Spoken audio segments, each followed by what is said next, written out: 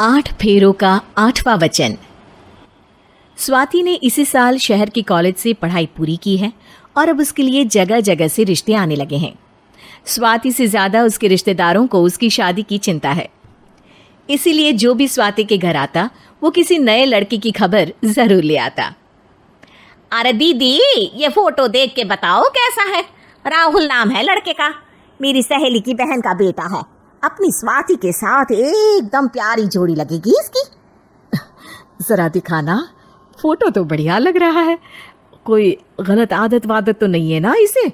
और कमाता कितना है? अरे कोई गलत आदत नहीं है दीदी, आप कहो तो एक मीटिंग करवा देती हूँ, फिर सब कुछ फाइनल कर लेना। हाँ, ये सही कह रही हो तुम।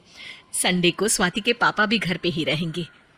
बुआ फिर वहाँ से चली जाती है और रात को स्वाति की माँ उससे कहती है, स्वाति बेटा, आज कमला बुआ ने एक लड़के की फोटो दिखाई है। संडे को वो लोग मिलने आ रहे हैं, तैयार हो ना तुम बेटा। अरे मम्मी, आप कहाँ कमला बुआ के चक्कर में आ जाती हो? अभी इतनी जल्दी कोई शादी वादी नहीं करनी है मुझे।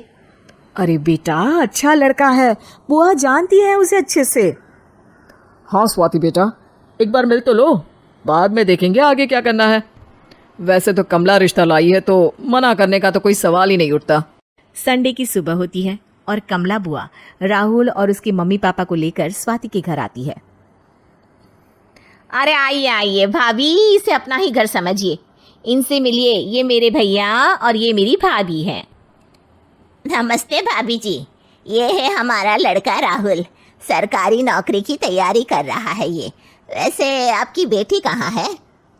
अरे स्वाति बेटा, बाहर आ जाओ। वैसे कितनी पढ़ाई की है स्वाति ने?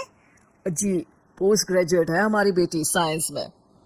ये सब तो ठीक है, पर घर संभालना जानती है या नहीं? हमें कौन सी इससे नौकरी करवानी है? नौकरी तो मेरा बेटा करेगा ही। पर मैंने इतनी पढ़ाई की है और आप चाहती है कि मैं घर पर ही बैठी रहूं? अरे स्वाति बेटा, ये बड़ों की बात में तुम कहाँ बोल पड़ी? हम सब देख लेंगे क्या करना है क्या नहीं। हम तो इसी बात पर विश्वास करते हैं कि घर के लड़के घर में ही रहे तो ज्यादा अच्छा रहता है। वरना भाई साहब, आप तो आजकल के हाल जानते ही हैं, कितनी घटनाएं होने लगी हैं औरतों के खिलाफ। स्वाति बेटा, रसोई का काम तो पूरा जानती हो ना? शादी के बाद तुम्हें ही संभालना है वो सब। अरे बहुत अच्छा खाना बनाती है ये, आप सब लोग इसकी तारीफ करते नहीं थकेंगे।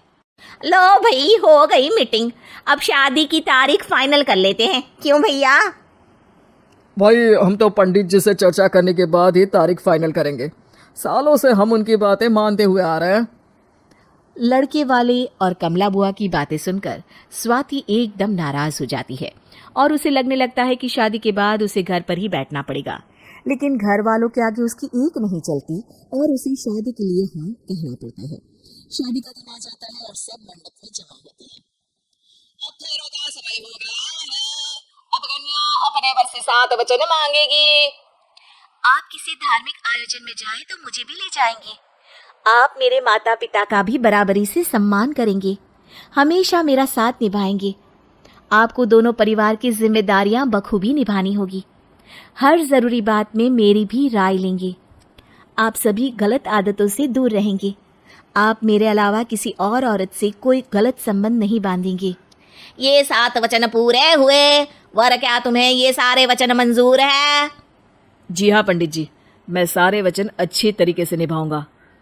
अरे वाह वाह, बढ़िया तरीके से सब काम संपन्न हो गया। तो इसी के साथ विवाह संपन्न हुआ और आज से ये दोनों पति पत्नी हुए। 1 मिनट पंडित जी, अभी एक वचन लेना बाकी है। अब कौन सा वचन है बेटा? मैं अब हमेशा के लिए किसी दूसरे घर में जाने वाली हूँ, तो पति के अलावा मैं अपने सास ससुर से भी एक वचन लेना चाहूँगी। अब कहो बेटी। मैं ये चाहती हूँ कि मुझ पर किसी बात की कोई पाबंदी नहीं लगाई जाएगी। मुझे सब कुछ करने की आज़ादी होगी और मैं भी विश्वास दिलाती हूँ कि मैं एक अच्छी बहू बन के दिखाऊंगी। स्वाति की बात सुनकर उसके सास ससुर एकदम चौंक जाते हैं और कुछ बोल नहीं पाते कि उतने में कमला बुआ बोल पड़ती है। अरे बेटा, ये भी कोई कहने की बात है? रानी बन के रहोगी तुम तो। वचन देने से पहले सोच लीजिए, क्योंकि शास्त्रों में वचन ना निभाने वालों के लिए नरक से भी बदतर सजा लिखी है। स्वाति की चालाकी से वहां मौजूद सब लोग प्रभावित हो जाते हैं और लोगों में बदनामी ना हो जाए, इस कारण स्वाति की सास ससुर को उसे वचन देना पड़ता है। और कैसी अपशकुन वाली बातें कर रहे हैं आप पंडित जी? हमें मंजूर है बेटा तुम्हारी शर्त। स्वाति अपनी समझदारी से अपनी बात अपने ससुराल वालों से मनवा लेती है और खुशी खुशी राहुल से शादी कर लेती है। अब से हर शादी में मैं खुद 8 वचन दिलवाऊंगा। ओम मंगलम मंगलम मंगलम।